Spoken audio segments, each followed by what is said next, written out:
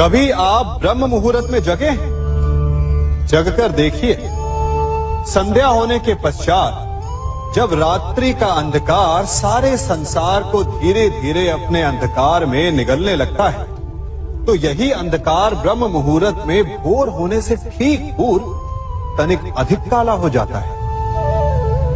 कुछ समझे? हमारा जीवन भी कुछ ऐसा ही होता है। जब हमारे जीवन की समस्याएं अपने अंत पर होती है, तो यही समस्याएं एक भीषण रूप लेकर हमारे समक्ष प्रस्तुत हो जाती है और ऐसे परिस्थिति में अधिकतर लोग हार मान जाते हैं, भय खा जाते हैं। परंतु यदि आप हार न माने, भय न खाएं, दृढ़ रहें, निरंतर आगे बढ़ते रहें, तो प्रकाश के रूप में हमारा स्वागत करने के लिए सूर्य उदय सदा हमारे समक्ष प्रस्तुत रहेगा। आपने बरगद के वृक्ष को देखा है? जितना विशाल उतना दृढ़।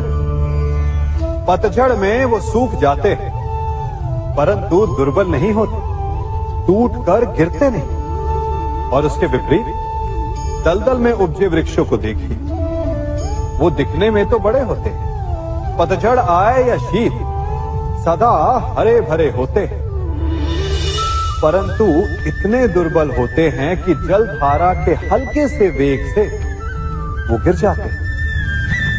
परंतु ऐसा क्यों होता है? कारण है जड़ें। जिसकी जड़ें दृढ़ भूमि में है, वो हर चक्रवात, हर ऋतुओं को सह लेता है, और जिसकी जड़ें दलदल में है, वो स्वयं की जड़ों को दुर्बल बना लेता है। कुछ ऐसा ही मनुष्य भी होता है, जो अधर्म, कुकर्म और असत्य की धरा पर उपजा है। वो समय की एक मार भी नहीं सह पाता, और जो मनुष्य सत्य, धर्म की धरा पर उपजा है, वो हर समस्या से अविचलित हो जाता है। अब आप पर निर्भर करता है कि आप क्या बनना चाहते हैं। हमारे जीवन में मित्र और शत्रु बड़ा महत्व रखते हैं। यदि गंभीरता से सोचा जाए तो ऐसा कोई क्षण नहीं जब हम अपने मित्रों के बारे में ना सोचते हो या फिर अपने शत्रुओं के बारे में। हमारा हर कार्य या तो हमारे मित्रों के हित के लिए होता है या फिर हमारे शत्रुओं के अहित के लिए। हम हर स्थान या तो अपने मित्रों के साथ होते हैं या फिर अपने शत्रुओं के साथ। कोई नहीं चाहता कि उनका शत्रु प्रसन्न रहे। हर कोई अपने शत्रु को नष्ट कर देना चाहता है, और ऐसा करने के लिए वो हर संभव प्रयास करता है। उसे आर्थिक, मानसिक और शारीरिक हानि पहुंचाने का प्रयास करता है। परंतु यदि मैं आज आपको ऐसा मंत्र सिखाऊं जिससे आप अपने शत्रु को सदा के लिए नष्ट कर दे तो, और वो मंत्र है मित्र बनाना। अपने सभी शत्रुओं को अपना मित्र बना लीजिए और आपके सारे शत्रु स्वतः ही समाप्त हो जाएंगे। मैं क्या कर रहा हूं? मैं दिए प्रज्वलित कर रहा हूं ताकि अंधकार को मिटा सकूं। अब आप कहेंगे कि इसमें कौन सी बड़ी बात है ना? परंतु इसमें महत्वपूर्ण बात समझने के लिए यह है कि मैं क्या नहीं कर रहा हूं, और मैं अंधकार नहीं कर रहा हूं। क्योंकि अंधकार को मिटाने के लिए प्रकाश का अस्त्र तो उठाना ही पड़ता है। बुराई को बुराई से नहीं, अच्छाई से जीता जाता है। अन्याय को अन्याय से नहीं, न्याय से लड़ा जाता है। क्रोध को क्रोध से नहीं, क्षमा का साथ लेना होता है। ठीक उसी प्रकार एक लोहा लोहे को काटता है, परंतु एक ठंडा लोहा ही गर्म लोहे को काट सकता है। इसलिए यदि आपको अपने जीवन में विजयी होना है, तो अपने शस्त्रों को, अपने अस्त्रों को सोच समझ कर उठाइए, क्योंकि एक अनुचित सोच परिणाम पर भारी प्रभाव डाल सकती है। आप सब सोच रहे होंगे कि ये क्या मैं करने लगा। मैं इस पौधे को जड़ से उखाड़ रहा हूं। आश्चर्य हो रहा है ना कि एक पौधे को उखाड़ना या काटना ना केवल एक अपराध है अपितु पाप भी है। तो फिर मुझे ऐसा करने की क्या आवश्यकता पड़ गई? क्योंकि कई बार विनाश ही सृजन तक पहुंचाता है।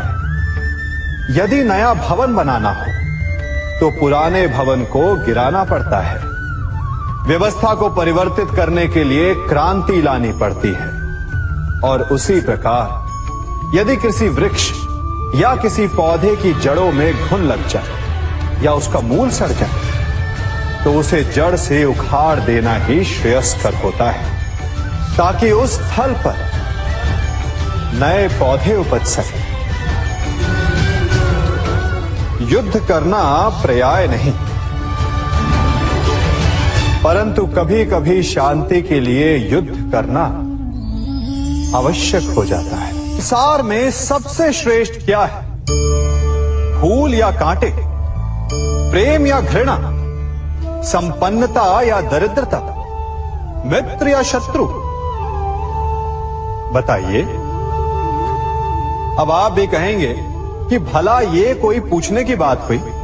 अवश्य, फूल, प्रेम, संपन्नता और मित्र ही श्रेष्ठ है। परंतु क्या आपने अपने जीवन में कभी सोचा है कि हर एक भाव, हर एक वस्तु, हर एक घटना का एक गुण धर्म होता है? त्वचा पर जलन करने वाले फूलों से अधिक श्रेष्ठ वो कांटे हैं जिनसे आप अपने घर की बाढ़ बनाते हैं ताकि वन्य पशु आपके भीतर ना आ सके। वो प्रेम श्रेष्ठ नहीं जो आपको अंधा, लोभी, पक्षपाती बनाता। वो घृणा श्रेष्ठ है जो आपको नया मार्ग दिखाता। वो संपन्नता श्रेष्ठ नहीं जो आपको कृपण बनाता, मत्तांध बनाता। वो दरिद्रता श्रेष्ठ है जो आपको जीवन में परिश्रम करने की शिक्षा दे। कुविचार देने वाले, बुरा मार्ग दिखाने वाले मित्रों से अधिक श्रेष्ठ वो शत्रु होते हैं जो हमें जीवन का लक्ष्य दे दे। इसलिए अपने जीवन में हर वस्तु, हर भाव, हर घटना के गुण धर्म को पहचानिए और उसके पश्चात अपना चयन कीजिए। स्वर्ण। हम सभी को अपने जीवन में स्वर्ण से कभी ना कभी कुछ ना कुछ थोड़ा या अधिक मोह होता ही है ना? परंतु क्या आपने कभी सोचा कि स्वर्ण को प्राप्त कैसे किया जाता है? जब भूमिगत खदानों से स्वर्ण को निकाला जाता है तब वो एक पाषाण की भांति होता है। ऐसा पाषाण जिससे आप किसी को भी मार सकते हैं, परंतु उसे आभूषण के रूप में स्वयं के शरीर पर धारण नहीं कर सकते। यदि उसे आभूषण बनाना है तो उसे लंबी यात्राएं करनी होती है। उस पाषाण को पिघलना होता है। सुनार के हथौड़ी की अनेकों चोटें खानी पड़ती है, फिर काट छाट और उसके पश्चात जाकर वो ऐसा आभूषण बनता है जो हमें वर्षों तक, सदियों तक लुभाता रहता है। इसलिए यदि आपको समय पर विजय पानी है तो स्वयं के निर्माण पर समय देना होगा। हम सभी सुनते आए कि जो वीर होता है, साहसी होता है, शौर्यवान होता है, उसके समक्ष सारा संसार झुकता है। वीर भोग्य वसुंधर। परंतु वीरता है क्या? शौर्य क्या है? साहस क्या है? साहस युद्ध नहीं, वीरता विजय नहीं, शौर्य कभी ना गिरना नहीं।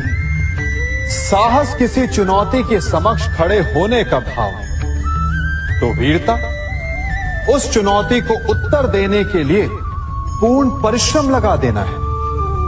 और शौर्य का अर्थ है गिरकर फिर से उठने का साहस रखना, बार बार प्रहार करके वीरता दिखाना, निरंतर प्रयास करते रहना, निरंतर परिश्रम करते रहना।